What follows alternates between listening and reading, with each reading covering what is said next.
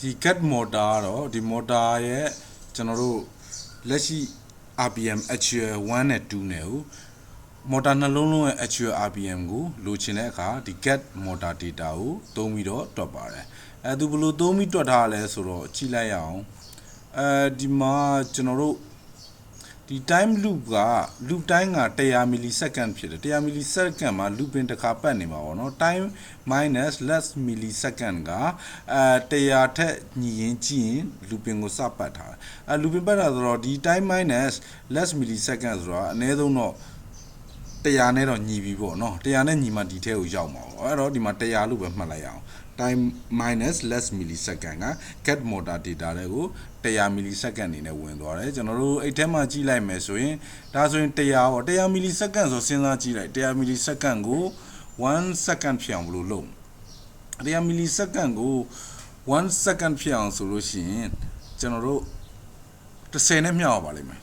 နော်10နဲ့မျှောက်မယ်ပြီးတော့ဒီကောင်ကို1 minute ဖြစ်အောင်လုပ်မယ်ဆိုရင်60နဲ့ထပ်မျှောက်မယ်အဲ့တော့60အမျှောက်10ပေါ့နော်60အမျှောက်10ဒီမှာတော့သူကအတိအကျလိုချင်လို့သူကဒီမှာ1000 by time ပေါ့နော်တကယ်တော့ဒီကောင်က1000 by 100ပါပဲနော်ဘာဖြစ်လို့လဲ1000 by 100ပါပဲစားကြည့်လိုက်ရင်10ပါပဲဒါပေမဲ့ဒီမှာတကယ်မို့100မဟုတ်ဘူးမီလီစက္ကန့်102တို့103တို့ဖြစ်ရင်ဒီမှာ10မထွက်တော့ဘဲနဲ့ 9.8 9.9 ထွက်မှာပေါ့နော်ဒီတေးရအောင်လို့သူဒီလိုရှင်းထားတာပါပြီးရင်တော့ဒီကောင်ကိုကျွန်တော်ရှင်းပြီးရေးအောင်ပါဗျာသူ့ရဲ့ရေးပုံကိုကျွန်တော်သိမကြိုက်ဘူးဗျထားလိုက်တော့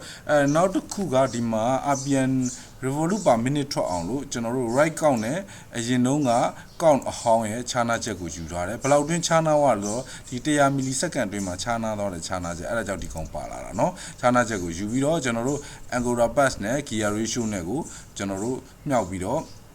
count difference ကိုစားလိုက်တယ်ဒါကတော့ဒီလိုပြတကယ်တော့ဒီက motor ရှိတယ် DC motor ဒီမှာ encoder ဒီမှာ motor gear shaft ပေါ့เนาะ gear shaft ဆိုတော့ဒီ gear ratio ကကျွန်တော် motor 1:30 1:30 ဆိုတော့ဒီ motor ထဲမှာအပတ်30လဲမှာဒီမှာ gear shaft မှာတစ်ပတ်လဲမှာပါနော် 1:30 ဆိုတော့အဲ့တော့ပြီးတဲ့အခါကျတော့ motor တစ်ပတ်လဲရင် encoder 17ချက် tick ထွက်တယ် tick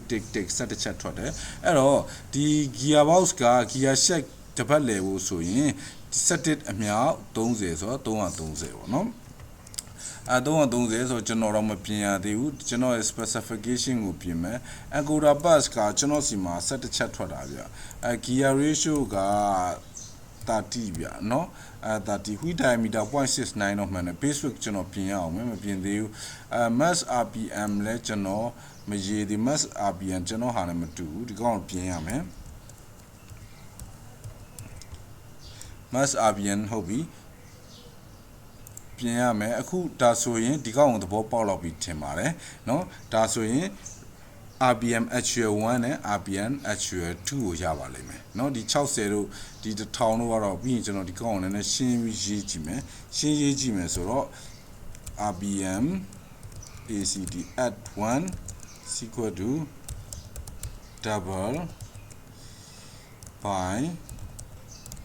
double เนาะဒီလိုရေးကြည့်မယ်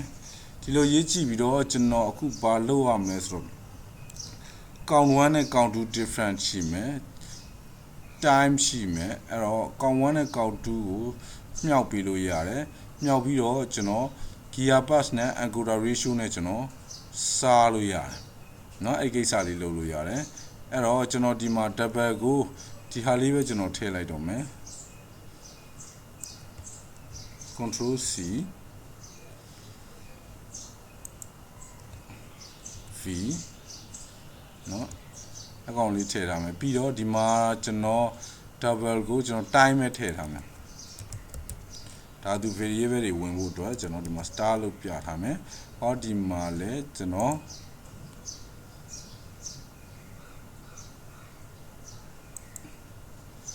star ပြတော့ကျွန်တော်ဒီမှာဒီတိုင်းပဲလုပ်လိုက်မယ် double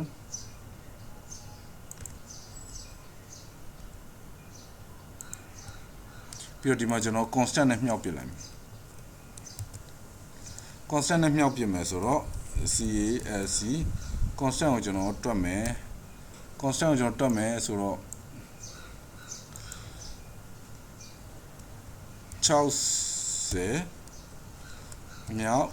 ခု10ရာထောင် ဆိုရင်ဒါဆိုရင်6000ကိုကျွန်တော်ဗာနဲ့စားမလဲဆိုတော့ Angular pass နဲ့ gear ratio ဆိုတော့17နဲ့30နဲ့ဆိုတော့330ပေါ့3339 181.8181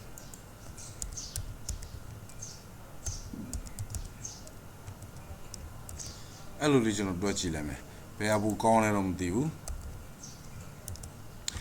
Okay ပြီးရင် update PID ကိုသွားမယ်